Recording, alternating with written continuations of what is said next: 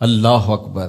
ان پڑھ اور غریب ماں کی یاد میں انہوں نے بڑی خوبصورت باتیں لکھی۔ کہا عالی نسب ہوٹلوں میں کھانا کھانے میں وہ سرور کہاں جو چولہے پر بیٹھ کے ماں کے ہاتھوں سے پکی ہوئی چپاتیاں کھانے میں ملتا ہے۔ عالی جناب، حضرت صاحب، قبلہ عالم، کیا کیا لفظ بولے جاتے ہیں سٹیجوں کے اوپر، لیکن ان لفظوں کا وہ نشہ نہیں ملتا جو ماں کی زبان سے اوئے ببلو اور اوئے مٹھو میں رکھا ہوا ہے۔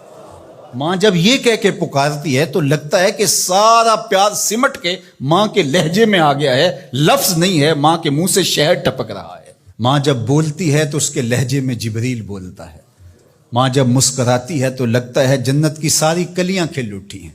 ماں جب پیار سے دیکھ رہی ہوتی ہے تو لگتا ہے عرش سے رحمتیں اتر رہی۔ اللہ نے ماں کے سینے کے اندر وہ محبت، وہ تڑپ رکھی ہے، وہ ایک کائنات رکھ دی ہے الفتوں کی، کہ جس کا نعم البدل کیا بدل بھی موجود نہیں ہے۔ وہ پیار رکھ دیا، وہ درد رکھ دیا، وہ درک رکھ دیا، وہ الفت رکھ دی ماں کے سینے کے اندر۔ ایک شاعر ہوا تابش، اس نے ماں کے پیار کو کتنے خوبصورت پیرائے میں بیان کیا۔ ایک مدت سے میری ماں نہیں سوئی تابش، میں نے ایک بار کہا تھا مجھے رات کو ڈر لگتا ہے۔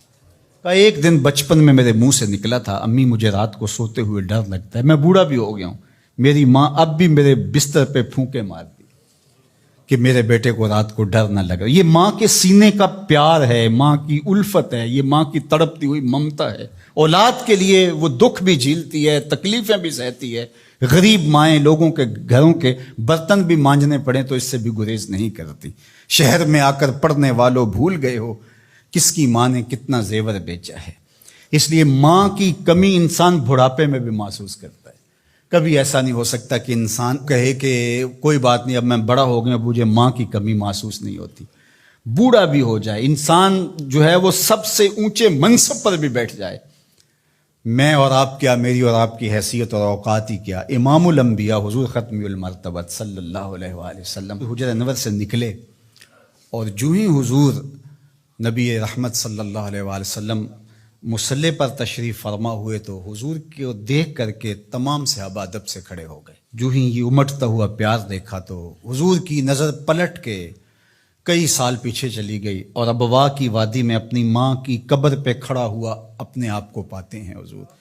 اور پھر ایک جملہ کہا، الحاوی للفتاوی کے اندر امام سیوطی نے اس کو بڑی تفصیل سے لکھا ہے کہ چشمان رحمت سے آنسو ٹپکنے لگے اور حضور مصلی پہ کھڑے ہو گئے اور فرمایا لو ادرکت والدیہ او احدہما، کاش آج میرے ماں باپ زندہ ہوتے یا کم از کم میری ماں ہی زندہ ہوتی اور میں لوگوں کو نماز پڑھا رہا ہوتا، وَأَقْرَأُ فِيهَا بِفَاتِحَةِ الْكِتَابِ، اور اس میں سورہ فاتحہ کی تلاوت چل رہی ہوتی۔ پھر میری ماں کو میرے ساتھ اچانک کوئی کام یاد آ جاتا، وہ دروازے پر آتی اور چلمن سرکاتی اور مجھے بیٹا کہہ کے آواز دیتی۔ فرمایا لوگوں نماز چھوڑ کے پہلے ماں کی بات سن لیتا۔ تو ماں کی کمی تو انسان زندگی کے آخری حصے میں بھی محسوس کرتا ہے۔ پھر اس سے بڑا منصب کس کا ہو سکتا ہے جو امام الانبیاء کا منصب ہے؟ اتنا بڑا اعزاز کس کا ہو سکتا ہے جو خاتم المرسلین کا اعزاز ہے، جو محبوب خدا ہیں، کونین کے مالک ہیں، لیکن ماں کی کمی کو وہ بھی محسوس کرتے ہیں۔ ماں و شمع کس شمار میں ہے؟ تو ماں باپ کا وجود اللہ کی رحمت ہے۔ جب یہ سایہ سر سے اٹھ جاتا ہے تو پھر پتہ چلتا ہے کہ بندہ کھڑا کہاں ہے۔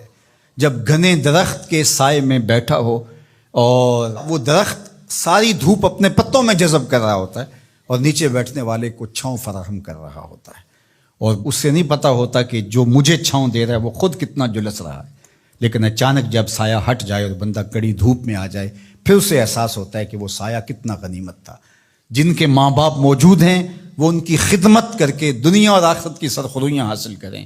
اللہ کی رضا بھی اس میں ہے، رسول اللہ کی رضا بھی اس میں ہے، اور دنیا اور آخرت کی بہتریاں اسی کے اندر پنہاں ہیں کہ ماں باپ کی تکریم بجا لائی جائے۔